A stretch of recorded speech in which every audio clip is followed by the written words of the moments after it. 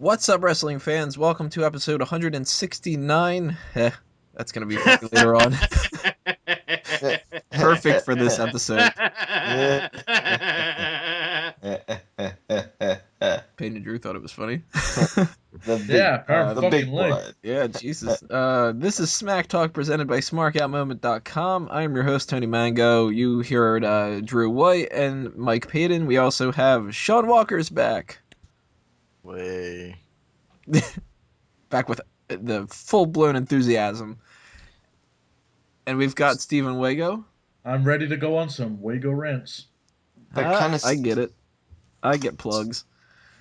So, on our episode tonight, we are jumping a little bit ahead of the schedule. We usually do these on Wednesday nights, but NXT is going to be coming up Wednesday night, and we're going to have to do live coverage of that. So, instead of rushing tomorrow, whenever, we are going to do our predictions for that coming up in the hot tags. We've got two different special features. One of them is a Call the Spot edition of some of the ladies' men in WWE.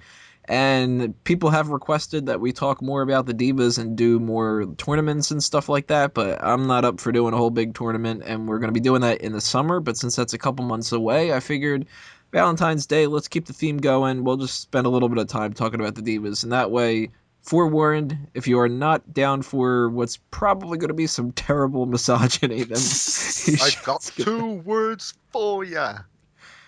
On your knees. Part 4.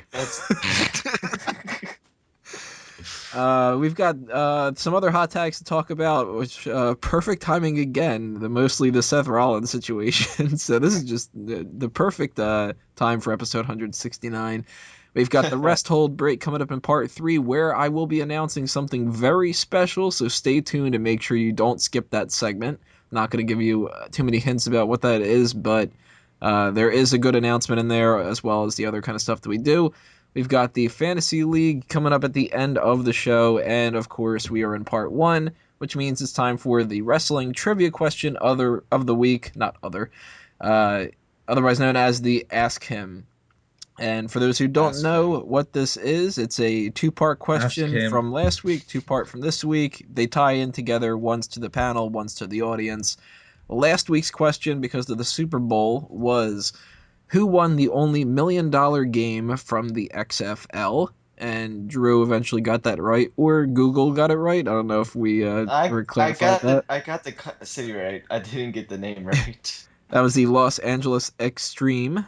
And the question to the audience was, which winner of the $1 million championship did not attend college on a football scholarship? Jesus Christ, how is this wrestling related at all? Because it's a Tony question. About the $1 million championship? Yeah, $1 million game, $1 million championship, football, college. What, did they get a $1 million trophy for that game? So, what was the answer, Tony? So the answer was Virgil. Let's see who guessed. Well, everyone knows he didn't fucking have a college education. That's nice. Ooh, that's harsh. Jamie O'Halloran says Goldust. No, and he actually never won the $1 million title either. He just kind of stole it away from Ted DiBiase for a little bit there. Rosa Show says it has to be Virgil. I mean, only 3 people have won the belt, which was DiBiase, of course, Virgil, or Stone Cold. Technically, Ted DiBiase Jr. was a holder of the belt as well. Stone Cold got a football scholarship as well as Ted and, Ted Jr. Virgil would be the only choice. Well, unless you say that Vacant won it. Well, no. He was mashing both Teds into one. Because, I mean, come on. They're pretty much the same. Yeah, maybe so. Except one's talented and the other one wasn't. Either way, Rosa Show got it right with Virgil. Maura Supremo says, $1 million man, I think, and I will find you, Tony, and I will fucking kill you someday for being a piece of shit. Apparently you're the biggest piece of shit ever. Maybe you're going to win worst co-host, even though you're not a co-host. To be fair, he does raise a point. You are a piece of shit. Yeah, that's true. That's why Johnny Castaway's answer was, in all caps, fuck you, Tony. I hope you get stomped on by an elephant and then have it proceed to fart and shit all over you. Also, I don't know, probably someone retarded like Phineas Godwin. Could we also just make these fuck Tony things a part of the Ask Him to see who could have the best one each week? That'd be nice. I ain't going through all that effort. You can do it if you want. Yeah, okay, well yeah, then. do it on the old Drew show. Yeah. Well, that is the old Drew show coming soon. Mono Apex. I don't recognize that name. So if it's a new name or it's a new person, hey, what's up? I don't even watch NFL, so not going to answer this. But Tony, jump in front of a running tensai, you dumbass. Wow. So like here and already to hate you. Yeah, it's like, hey, there's a tensai out of there.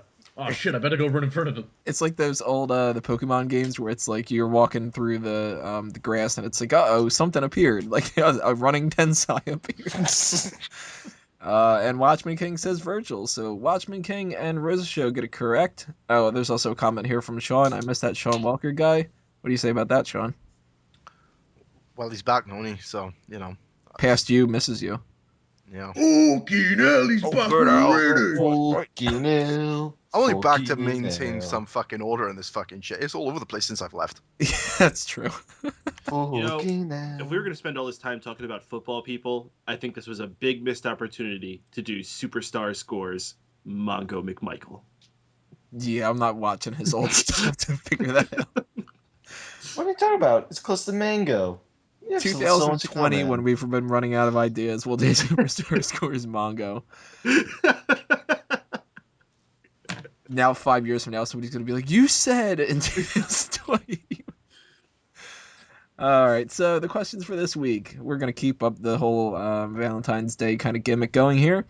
Okay. This is a pretty simple one. You guys will get this. Who debuted at the In Your House event, St. Valentine's Day Massacre? Big Show. It's gotta be good. I'm pretty sure it was Paul White. There you go. I was going to be a dick and say it wasn't Big Show yet, but yep, Paul White did. So, easy one. And then, of course, I got to give the little bit harder one to the audience just to piss you guys off. Harder. I get it. Which fictional porno film did Ryan Shamrock appear in with Val Venis during the build to St. Valentine's Day Massacre? If you know the movies that came out around that time period, you might get this. It's a joke that people have made countless times because it's one of the easiest puns that you could do. But nonetheless, that is your question.